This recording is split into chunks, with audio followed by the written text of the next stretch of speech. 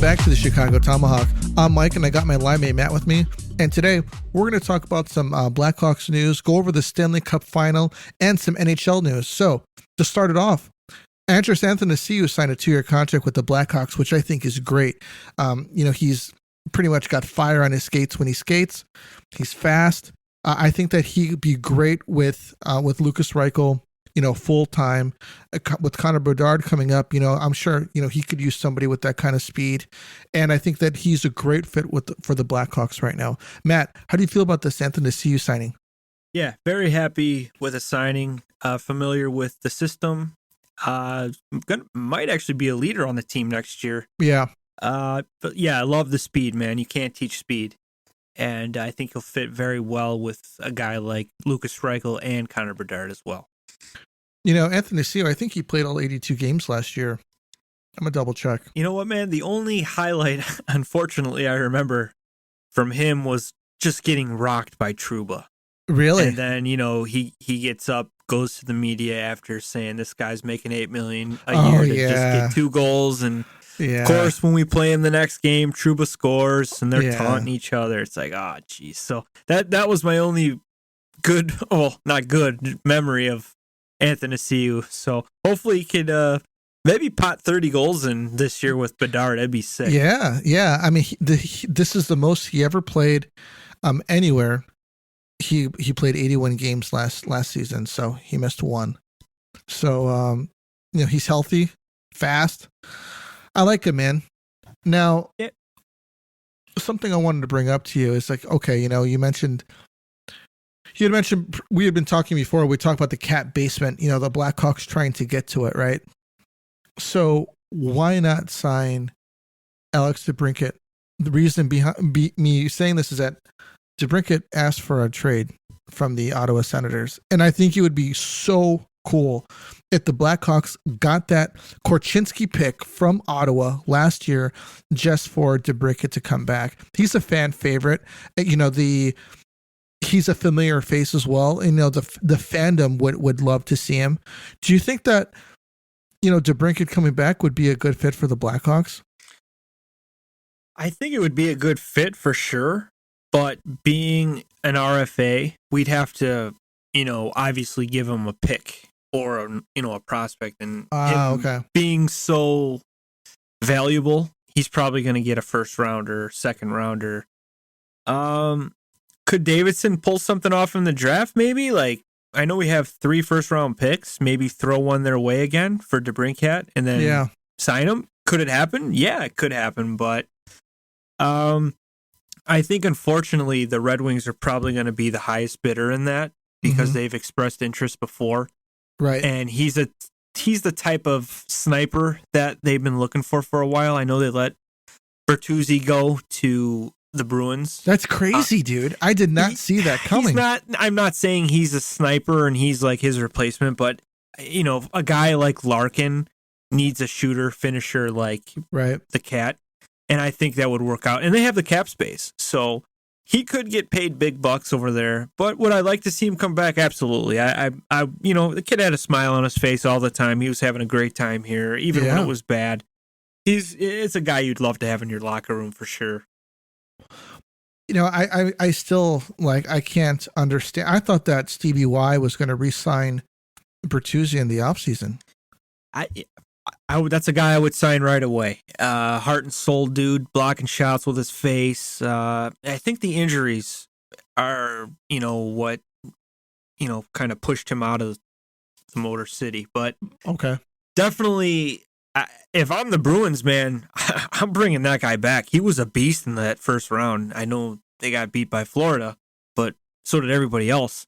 Right. But anyway, he was good, man. And he's never been in the playoffs. He's like a dude that, like an Andrew Shaw guy just comes alive in the playoffs. He lives for it. He's just a guy you need in that locker room doing all the little things. And maybe he wanted too much money for Stevie Y. And I don't know.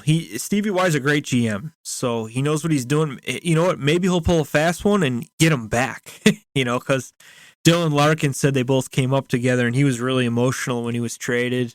He was in tears pretty much, so that could happen too. So you never know what we're going to have to wait and see. Wow. Crazy, man. So Bedard says going number 1 to the Blackhawks in 2023 draft will be a huge honor. So stop the Lindros BS talk.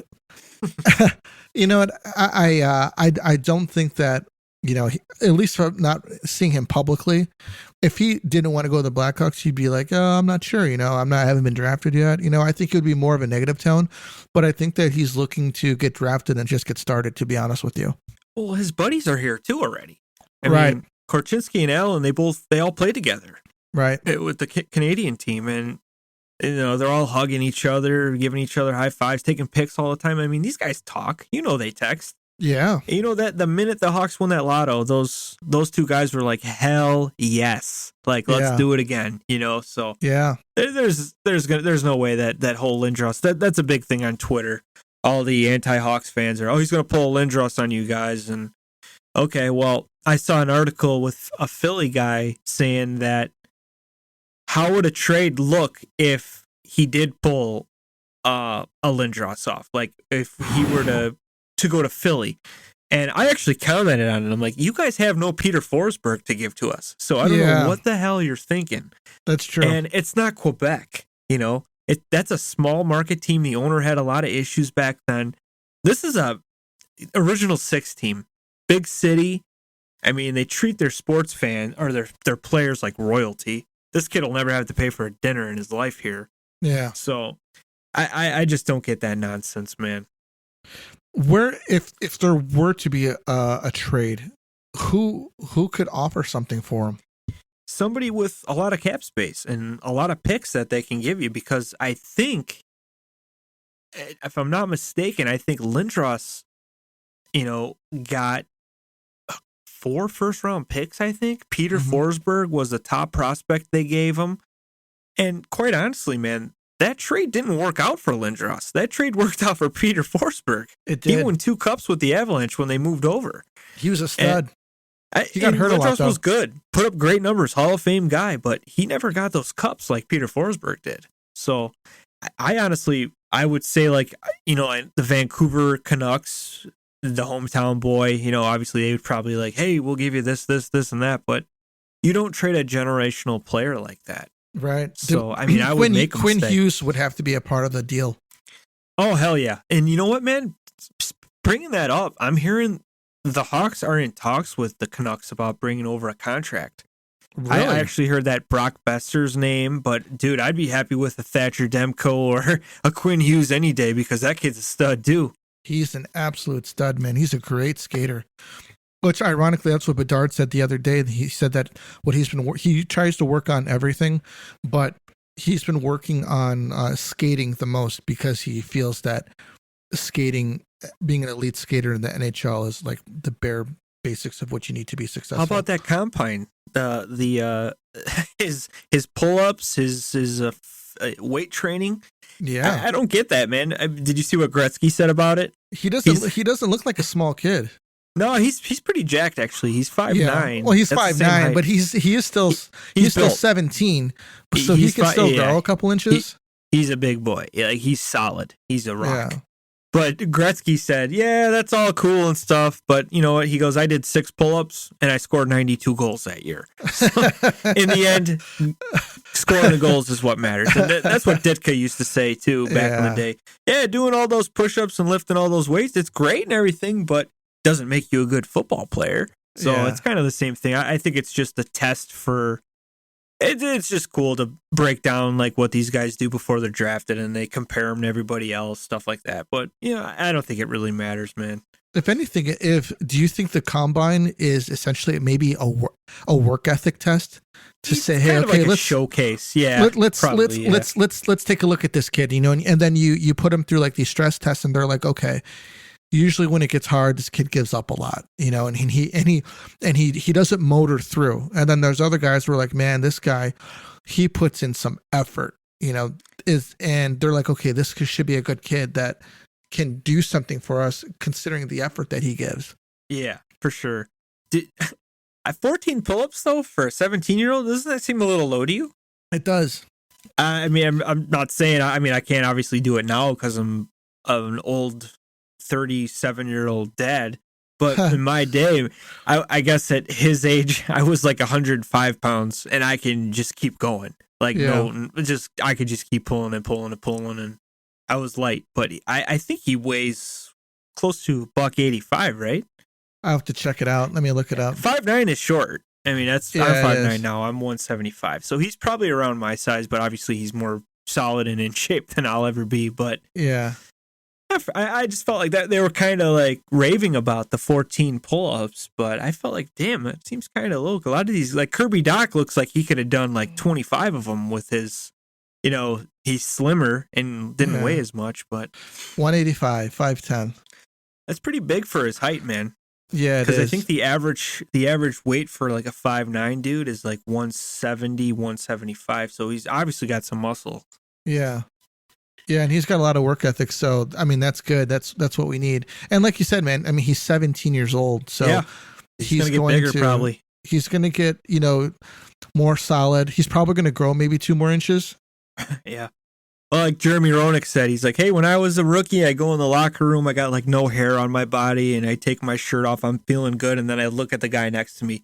He's jacked, he's smoking a cigarette, and he's got scars all over. I had to put my t-shirt back on, something like that.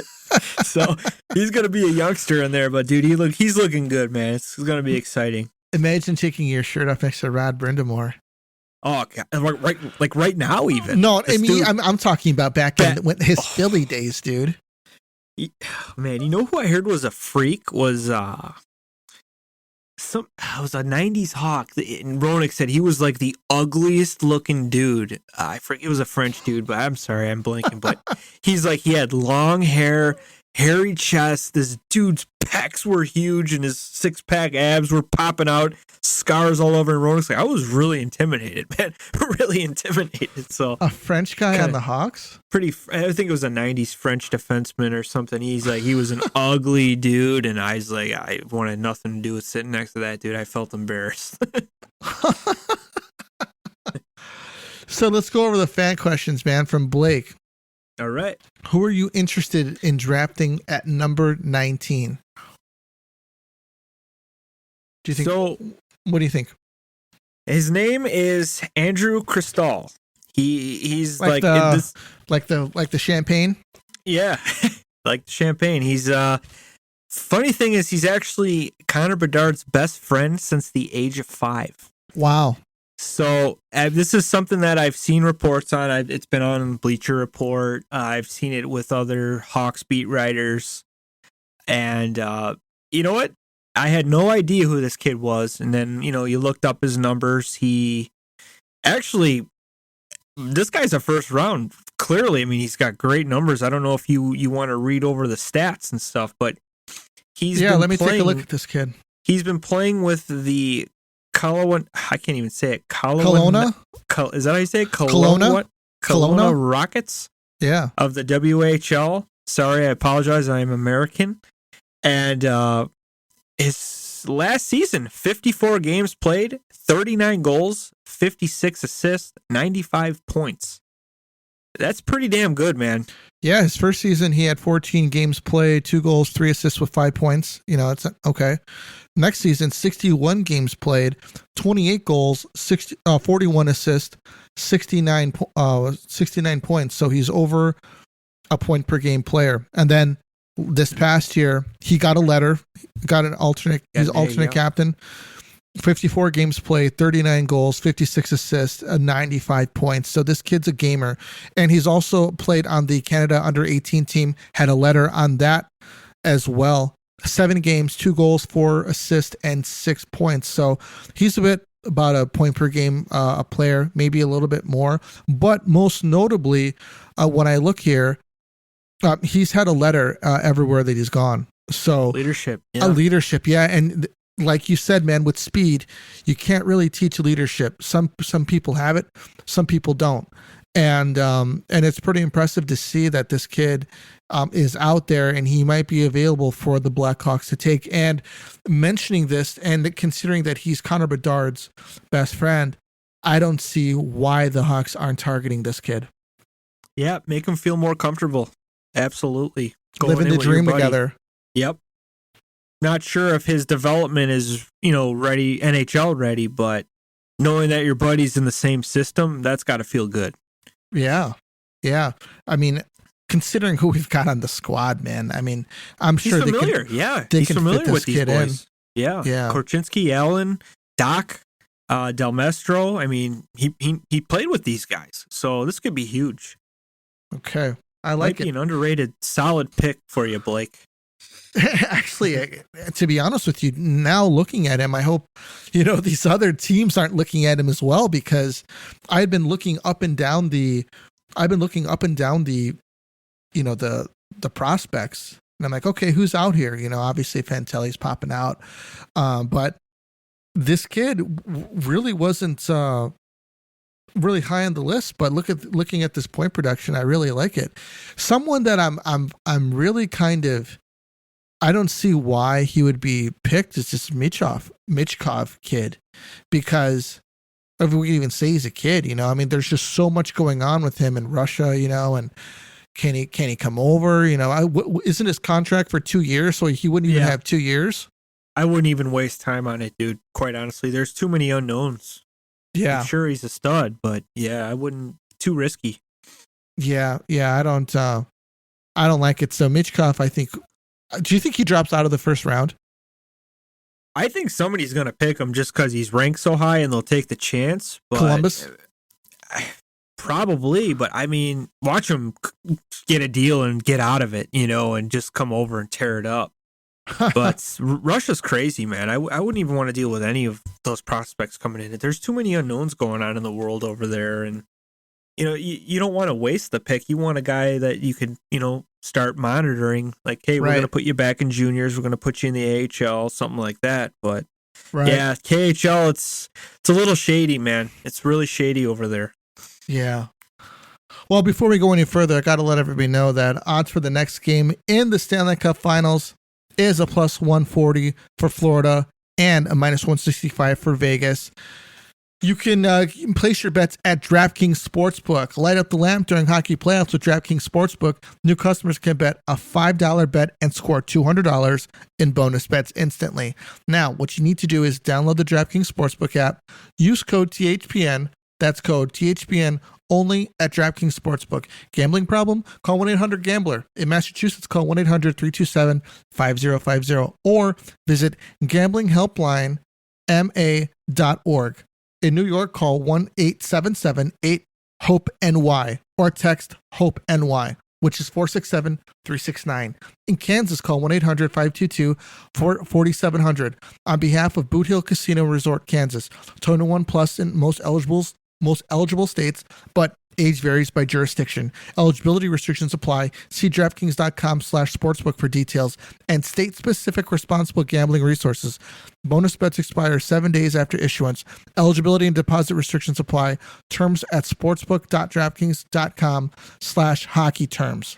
Now, back to the podcast. The Stanley Cup Finals are going on. Vegas is up 3-1 and on their way to their first Stanley Cup. Matt, I did not see this coming. There wasn't much fight out of Florida. I would want to say out of those till the end. Those first two games, man. But they've been fighting the past couple games, and I wonder if they can tilt it in their favor.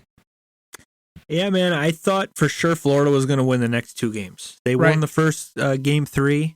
An OT pretty early. Connor Verhaeghe buried it. Tkachuk had something to do with it. He's in front, causing chaos as normal. Yeah. Last night's game, they did fight back, the Panthers. It was 3-0. William Karlsson put in the third goal, and believe it or not, this dude has 11 goals in the playoffs. Wow. Yeah, and this guy, he's been on the trade rumor, the trade blocks. The name's always been out, and they kept him this year, and good thing they did, man. He's lighting it up. But the Panthers came back, getting 2 goals. Just that last minute, I think Pietrangelo took a penalty, a delay of game penalty, so they had a 6-on-4. They just couldn't get it by Hill, man. So then the game ends, and Tkachuk swinging his stick around and going crazy, causing pretty much a slap shot scene, 2023. And Fans are throwing garbage on the ice. Eddie O even said, "This is embarrassing. This is not how you behave at a hockey game." Stuff like that. So Yeah. they're going back to Vegas for Game 5, and I think Vegas has got all the momentum, man. I think Vegas could win their first Stanley Cup tomorrow night. Wow. Do you think that there's a possibility that Florida can, steal this one? They're going to do everything they can, man. I know. I'm not sure. I saw something about Tkachuk. They're not sure about his status, but there's no way. I think this guy would still play if his leg fell off at this point. Yeah. This is a huge game. Yeah, they're going to do everything they can. Honestly, the pressure's on Vegas right now to close it out. It's super hard to close the series out. We've seen that with the Hawks and the dynasty runs. It's not easy. Most of the time, the Hawks were finishing out games in Game 6. So, I don't know. I think Vegas is just clicking, man. They're just Chandler Stevenson had a really good game last night. 2 goals, one very, very early. So the Panthers were playing behind like in the first minute of the game. That's a backbreaker, man. You can't give up goals like that. It was a defensive breakdown by Ekblad. I think he got off the ice a little too fast and the winger didn't know, so he kind of missed his assignment. But yeah, I think Hill and net right now is kind of like a guy out of nowhere, This guy's stealing the show. Maybe put his name into the Conn Smythe talk. So they got to get by him. They need Tkachuk going, kind of staying away from the bowling type of game, the agitation. He's got to get back to the goal scoring, and I think they'll be okay. And, of course, you need your captain to show up. He scored a goal last night, Barkov. He's got to be even better. So it's going to be a good game, man. I'm looking forward to it. I am too. I'm pulling for Florida. I hope they win. Even though Chandler Stevenson's made me some money. Oh, yeah. On DraftKings Sportsbook. Nice. So, Matt, on to some NHL news. Connor Hellebuck is not interested in an extension with the Jets. Surprise, surprise. Yeah. Yeah, man. I saw that report.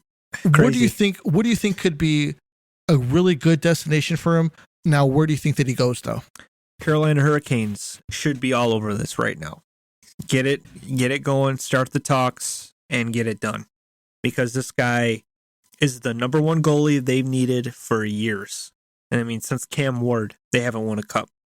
So I know they're going to have to give up a little bit, but I think they got some young guys they could sell the Jets and bring this Vezina goalie winner over, because Antti Ranta, Freddie Anderson, there are other guys that they call up and down, are hurt at the wrong times, and when they need that extra save, they're not getting it. So this is the team that should be all over them, but I do think New Jersey's going to be in that too, because they got some good goaltending, not bad, but if any chance there's a Vezina caliber goalie on the market and you got cap space to do it, you got to pull the trigger, and you want to win now. I think Jersey and the Hurricanes are my 1-2 teams that he'll probably end up on. These two teams are actually in 2 very different spots in their win mode, because Carolina is an absolutely win now at all costs type of mode, because it's closing. Yes, it's closing fast. I'll be honest with you. They need to sign Jordan Staal to another contract. When does he start to regress to a point where, he's a shell of himself, Yeah. You've got, yeah. I hear you on that. They don't have a true superstar on this team. I mean, Sebastian Aho can put up some points, but I just don't think this guy is a superstar. They need a dude who can come in here and score some goals for this team, with big goals for this team when they need those goals. And they need to get Connor Hellebuck to shore up that back end, because New Jersey, man, they're just going to be getting better and better. They showed it this year that they had a big turnaround from last year from their development, and they're looking to play some playoff hockey next year. Luke Hughes is going to be probably playing his first full season, and that Eastern Conference, man, it's not getting any easier. Oh no, it's just tough. It's tough to play there, and I think that Carolina has one more year before they are they're not going to be locks to be making it past the second round. Well, let me ask you this: if you're Hellebuck, where would you want to go? Jersey or the Hurricanes? How about Chicago? Heard they've got a hot new kid coming in. That's true, but I think it's bad timing. It is. I think yeah. Connor was on his third year, and we were still having trouble finding out who our guy in net's going to be. Yeah, you got picks, you got prospects, get them. But I think if I'm Hellebuck, man, I think I would want to go to New Jersey just because of the youngsters that are coming up, and he's kind of that missing piece type of thing. Nothing against Carolina. I think Carolina should be all over it. I think it should have been done already. Like that's how desperate they should be. Right. But I think it's with the history of New Jersey, you got Marty Brodeur's been in net there. They haven't really had that guy, and he'd be like the closest guy to Brodeur, the skill wise and the name and all the Vezinas that this guy could probably get him, to the next round for sure. Maybe even a Stanley Cup appearance. I mean, they beat the Rangers this year, and the Rangers were, we could nonstop. These guys are winning the cup all year. I'm sure we're going to hear it again next year, but I think the Rangers were a team that were just waiting to fall apart, and they did. Yeah, and Carolina was a well-oiled machine that they ran up against, and it wasn't. No, Jersey beat them. Jersey beat the Rangers. No, no. What I'm saying is that the Rangers were a team that were waiting to fall apart, and they did. And then the Devils ran up against a well-oiled machine in Carolina. Yes. That that just tore them apart. And that was the difference between. That's actually, you could call it the tales of two cities right there between those two teams, the Rangers and Carolina.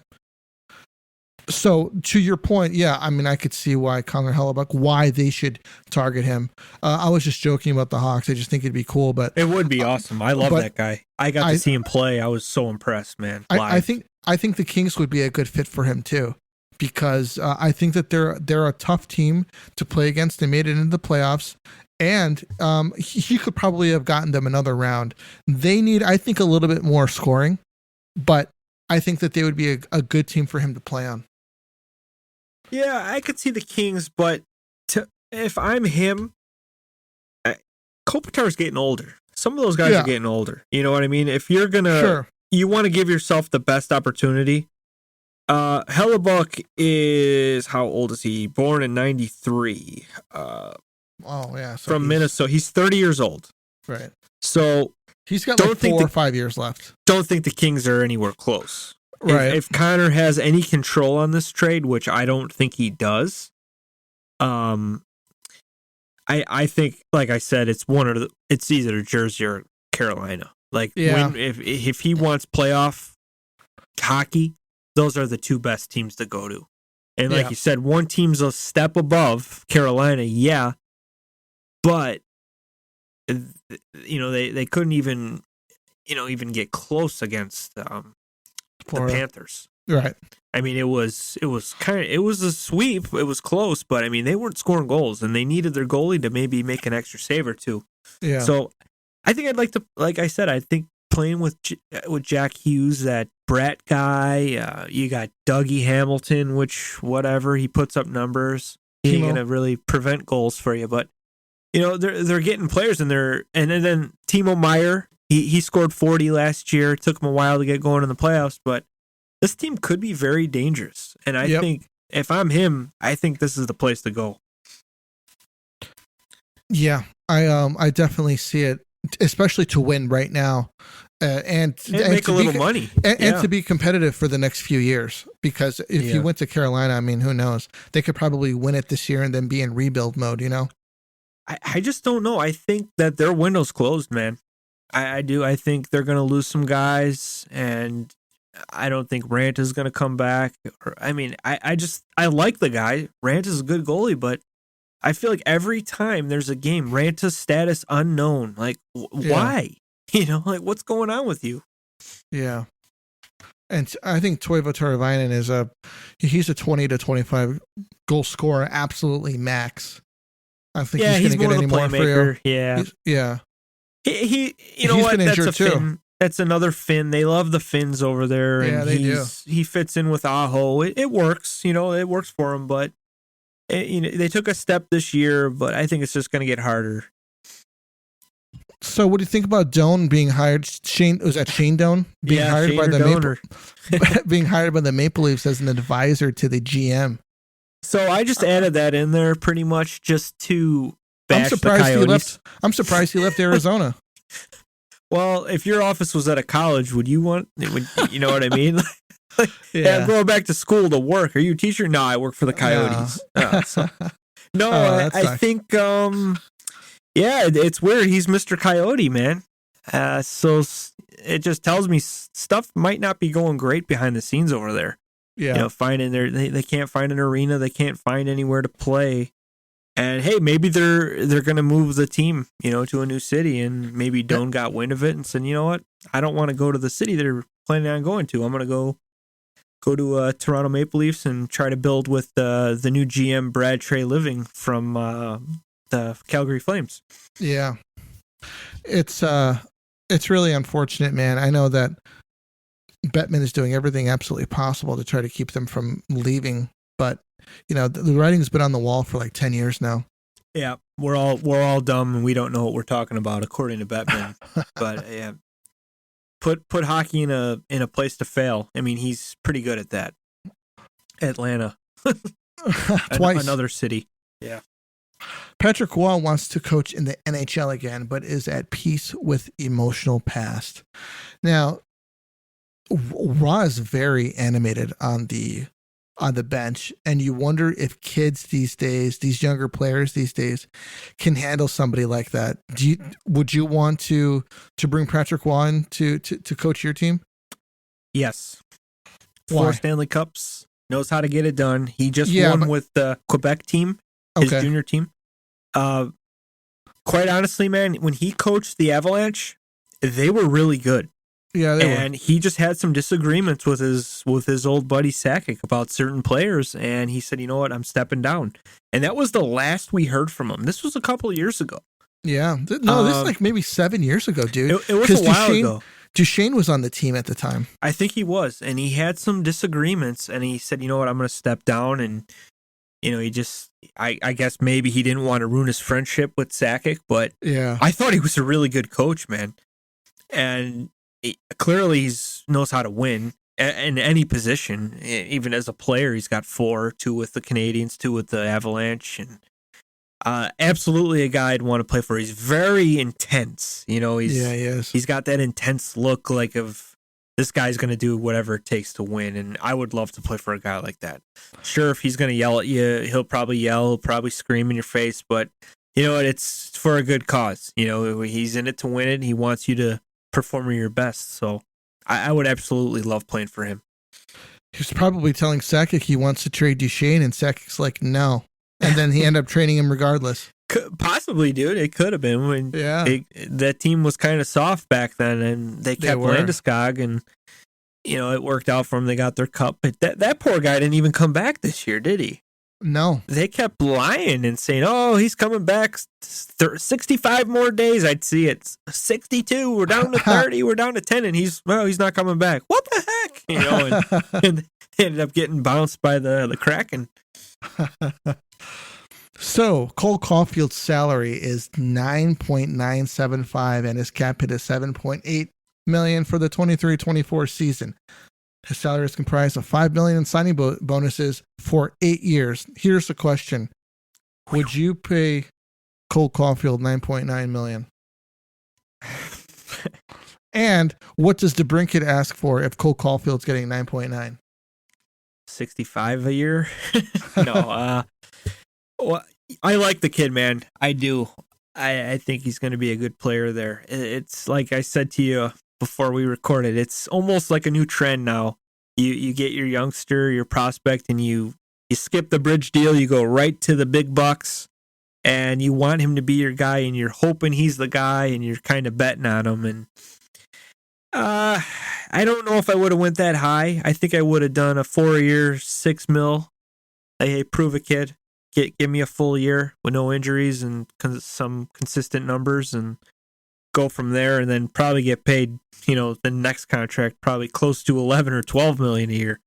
But you know what? This might work out for him. It's it's a new trend. All the teams are doing it. His cap hit is kind of fair, dude. 7.8. It's about. I think it's about right. But the salary, $9 million, it's expensive, dude, for a guy who I'm not sure how many he put in. I know he was shut down this year with a season-ending injury, but clearly he can score goals. He's almost like an Alex Debrincat. He's a good finisher. He kind of gets that backdoor type of play like Debrincat used to do with Kaner, right? Here in Chicago. But yeah, and he's also getting $5 million a year in signing bonuses. This kid is freaking rich, dude. I mean, this is crazy. But he's the man. Obviously, St. Louis had something to do with it. He's the head coach. He likes him, and they're betting on him, and he's probably betting on himself. So hopefully, it's like a what do you call it, Jack Hughes type of deal where he's gonna put in 40, put up 100 points, and it's worth it. Yeah. Yeah. Well, we'll see. As of right now, he hasn't really shown it. So anyways, everyone, let us know what you think about the podcast. Get at us on Twitter. Send us your questions. Anything you want us to feature on here, we'll do it. Want to talk hockey? Want to talk about the draft? The draft is coming up. That's going to be a lot of fun. But anyways, that's all that we got for you tonight, and we'll catch you on the next one. This is the Tomahawk, and we're out of here.